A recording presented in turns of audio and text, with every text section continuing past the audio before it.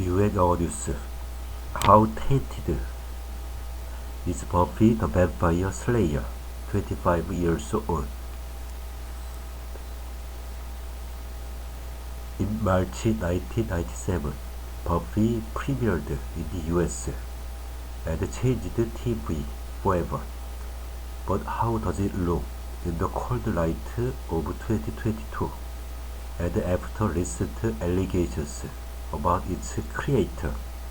Asks Hannah Fleet.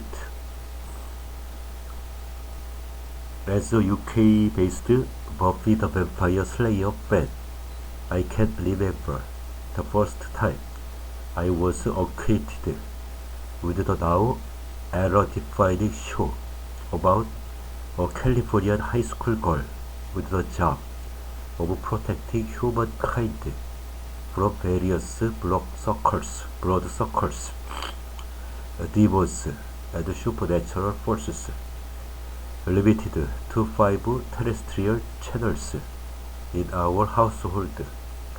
I didn't catch the original British premiere on Sky 1, but when it then launched on the BBC, more than a year after its US debut, on 30 December 1998 at 8 p.m., my brothers and I were glued to our seats to watch Welcome to the Hellmouth, the feature-length Season 1 opener. With each new episode and season following the super-powered escapades of Buffy, played by Sarah Michelle Gellar, it acquired a bigger and ever more passionate fan base, and for me, as for many a schoolgirl and boy at the time, tuning into Buffy became a religious endeavor. Buffy Summers was a badass teen goddess, and I worshipped the hellish ground she slayed on.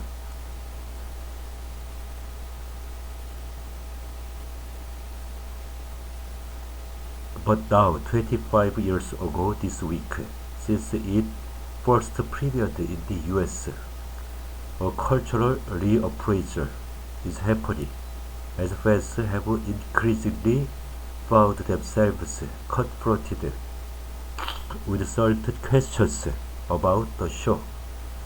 Does it still hold up as the important piece of groundbreaking feminist television it was once heralded as in the cold light of 2022? How do they square their ardent affection for the iconic cult series with its more problematic elements? And given the disturbing accusations made by the cast about its creator, Joss Whedon, and his allegedly toxic and not appropriate behavior on set, to what extent should the art be separated from the artist or not in this case? A new take on teen existence. Professor Matthew Pateman, head of English and Creative Arts at SC Hill University, first caught on to Buffy as a lecturer in his late 20s.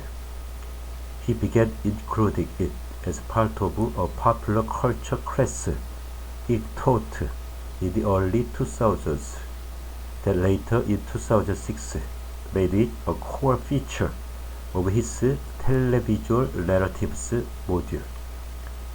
He has subsequently written a book, The Aesthetics of Culture in Buffy the Vampire Slayer, along with a book about Whedon's work.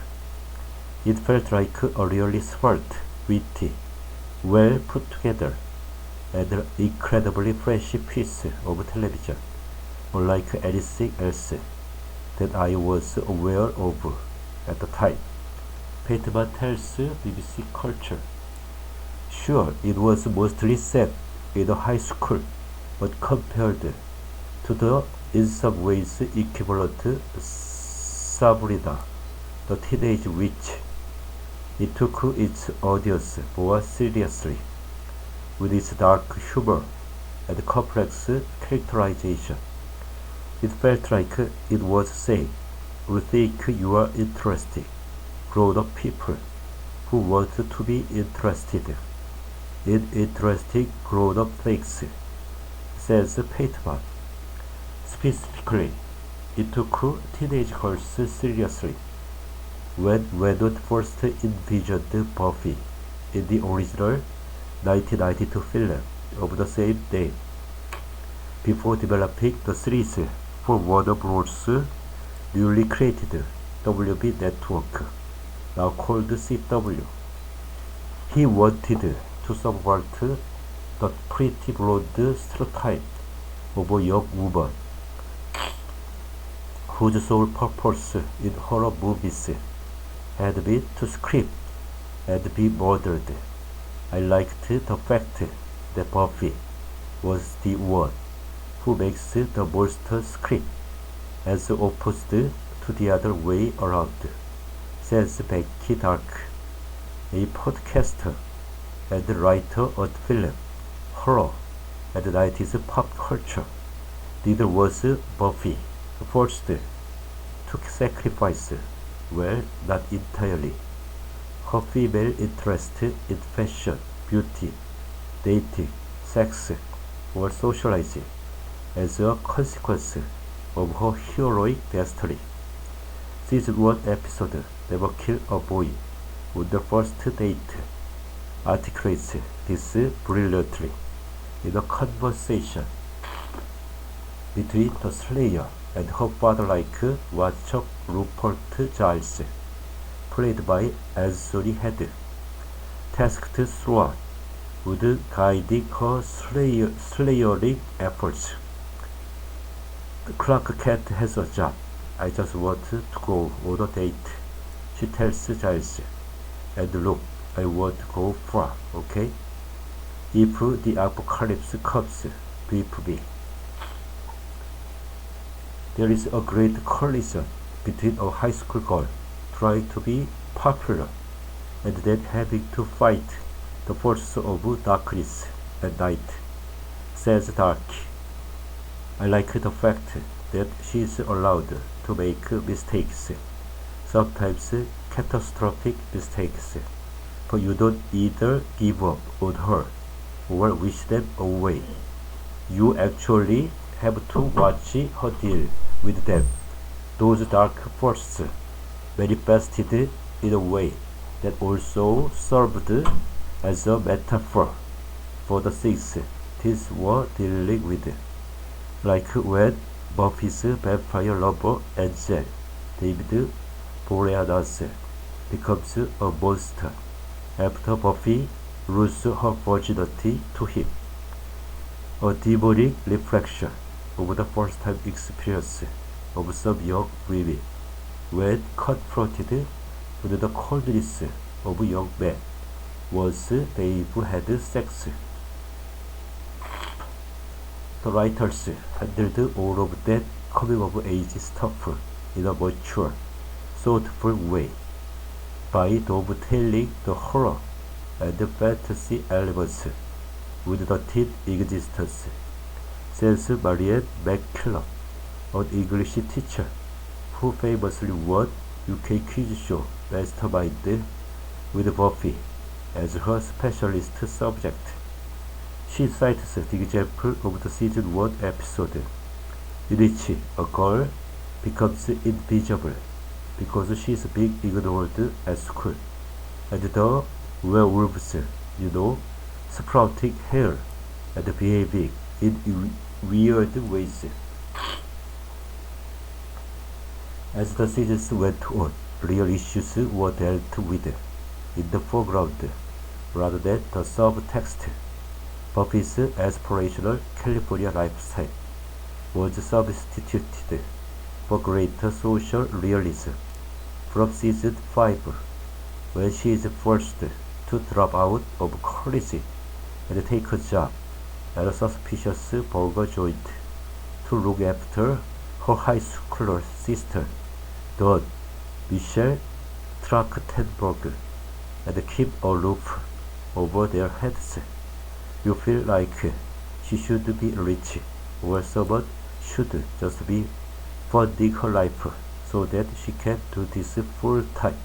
And that's just not the case, says actress and writer Isaura Barb Brown. Buffy is certainly more Peter Parker than Tony Stark, and that's what made her so relatable. A quality bolstered by the type of friends she had, the so-called Scooby Gang, who were an electric mixture of high school types.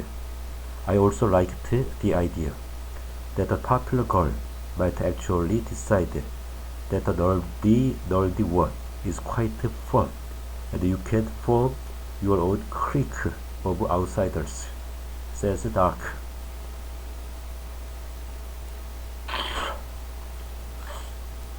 While the Scooby Gang lineup changed over the 7 seasons, Giles Willow Rosenberg, Alison Hannigan, and Xander Harris, Nicholas Brandon were its mainstays, with characters like Cornelia, Charisma Carpenter, Oz, Seth Green, Anya Emma Caulfield, Tara Amber Benson, and Spike James Martels thrown into the mix, most of them evolved into effective and powerful people who could be there for Buffy at home and on the battlefield, not more so than Willow, who transformed from being the nerdy best friend into a mighty witch in one of the series' most celebrated character arcs. That her sexuality developed as her powers became more prominent led to what remains a monumental moment for queer representation on the small screen. Her coming out to Buffy was deftly handled, says Dark. Her going from this heterosexual relationship with Oz, a fan favorite, that meeting fellow witch Tara and realizing that she had feelings for her, and that being a beautiful thing that unfolded in front of the audience's eyes was just so important.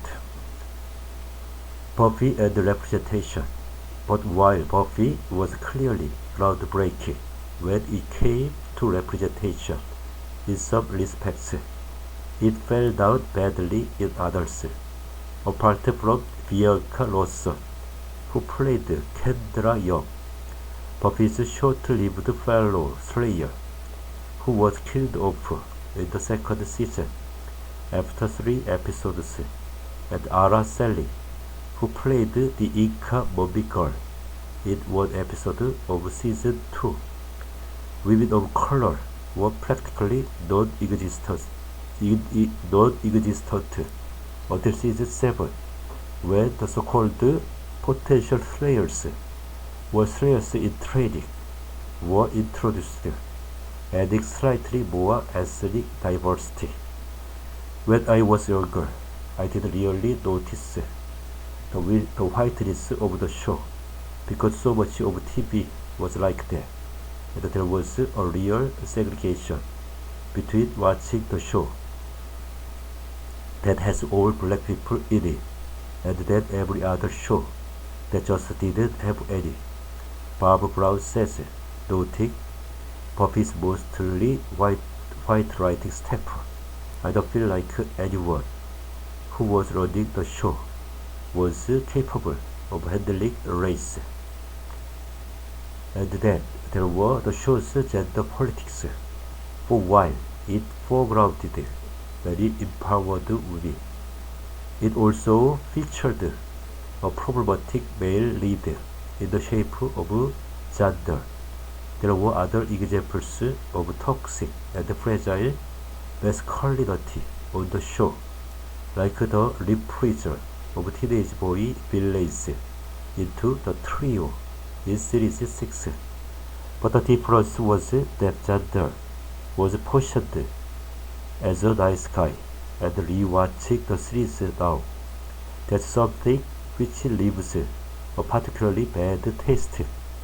A political couldn't walk by without Xander ogling or pastoring them, and it mostly goes unquestioned, especially where Buffy is concerned.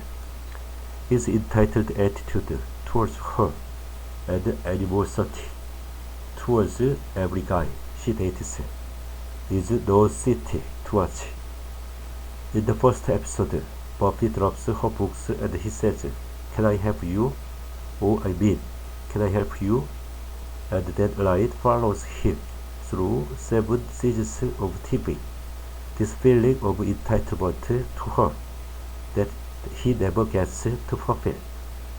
Says Dark, his character could have probably benefited from the greater self-introspection that the writers afforded to Buffy, Willow, Anya, Angel,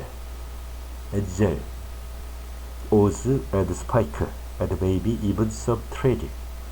All these powerful people around, and Xander didn't even think for a second, "Let me take a self-defense class," adds Bob Brown. Nor does he really apologize ever for anything he does, or to any of the women in it.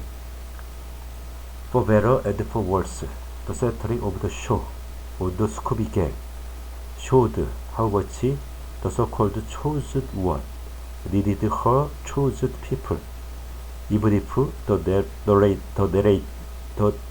narrator states at the beginning of each episode, "She alone will stand against the vampires, the demons, and the force of darkness."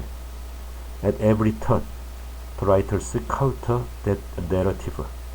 Indeed, Buffy loses her chosen one status, ending up sharing her mantle with Kendra, and later face Alicia Dushku before every potential Slayer is activated in the final season. The fact that she and all these Slayers, along with the Scooby Gang and the Sunnydale residents, team up in the final to close for good the Hell Mouse, that's the demonic portal between Earth and Hell, for the uninitiated, suggests that saving the world never needed to be a one-woman job. One of the brilliant things was that idea that a lone superhero would be absolutely no good, says Pateman. She has to be part of a team. Behind the scenes though,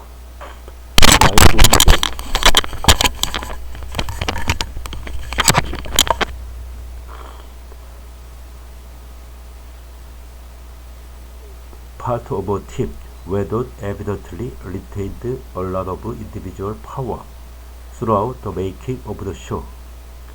He is credited as a writer on every episode of both Buffy and its spin-off series Angel, while on the DVD commentary of the very first episode of Buffy, he quipped that he was a perfectionist control freak guy in a listed profile of him by Vulture, which he agreed to be interviewed for, and which features multiple sources from the show. Whedon is described as exerting control over countless aspects of the Buffy production, from the story arcs down to the details of makeup and wardrobe, even as he was running the sets of Angel in another of his shows, Firefly. The article also describes how a cult of personality formed around him, with one Buffy writer quoted as saying, "The standard reaction to Joss was worship." There was a whole heap of other people in the mix, and he often presented himself as this young outside person who was fighting against the big dogs, which was never really true, says Pateman. Those other people included Martin Knox, Doug Petrie, Stephen S. Denight, Zane S. Penson, David Foley, Drew Goddard, Drew Greenberg, David Greenwald, and Rebecca Rand Kirshner, all of whom had the most writing credits on Buffy after Whedon. However, in a 2011 interview with the Los Angeles Times, S. Penson noted that the show was done very top-down. Almost every idea came from Joss Whedon, she said, and we got to sit there and watch him come up with these ideas, talk about how he approaches a story. If that was the approach, in many ways it worked, to judge by the creative results, certainly with episodes regularly pushing the boundaries of what a creature feature of the week-time series could offer. The episodes Hushing was more with feeling, and the body, in particular, stand out for the innovative techniques used to deliver powerful storytelling, from telling a story in complete silence to creating a dedicated 45-minute musical, to the haunting use of a one-shot to present the most shocking time of death in Buffy the Vampire Slayer. Natural causes, these installments all left viewers in awe and encouraged repeating viewing. The limits of its feminism, however, season 6 had fans angry about the direction it took, particularly in its portrayal of its female characters, seemingly switching from celebrating women to bringing them down a peg by having them go through extreme trauma. It saw Willow go dark because of Tara's murder, Anya go back to her demonic ways after Xander left her at the altar, and Buffy's second resurrection leading her to have hate sex with Spike, and him eventually attempting to rape her. In fact, Noxon was promoted to showrunner on the final 2 series, and so found herself heavily criticized for these narrative turns, though she has suggested that Whedon had considerable influence still. With season 6, there was this announcement that I was running the show, and Joss was going to take a back seat, but in reality, anybody who knows Joss knows that his idea of taking a back seat is not every single thing, you know, she told Vulture in 2018. Indeed, at the time, Whedon told fans directly on the bronze posting board, maintained on the Buffy website by WB, that he was still in charge. Marty, she of the great brain and the great beauty, and I shaped this year very carefully, he wrote, and while we made mistakes, as we do every year, we made our show. We explored what we wanted to, said what we meant. You don't have to like it, but don't think it comes from neglect. This messaging board was another of Buffy's innovations. It allowed fans to directly interact with the creators, Wedon especially, way before social media created that sort of online dialogue. That website made a huge difference, and I think the network executives understood that people were invested in the show and also invested in Wedon, says Pittman. But the reduction of a creative show to a singular person is always problematic and difficult, and it's very unfortunate that the reasons that Wedon became such a famous and important television producer in some respects are the very reasons that his fall from grace has been so dramatic and astonishing. In hindsight, the treatment of women in season 6 seemed to foreshadow the allegations subsequently made against him by female cast members about his behavior during the making of the show, according to a message posted on Twitter last year by Charisma Carpenter, who played Cordelia in Buffy, and that Angel, Wedon was casually cruel, made ongoing, passive-aggressive threats to fire her, and after she became pregnant, called her fat to colleagues, and in a private meeting with her, asked her if she was going to keep him. Incidentally, several characters in the Buffy verse, including Cordelia in Angel, die in a pregnancy storyline.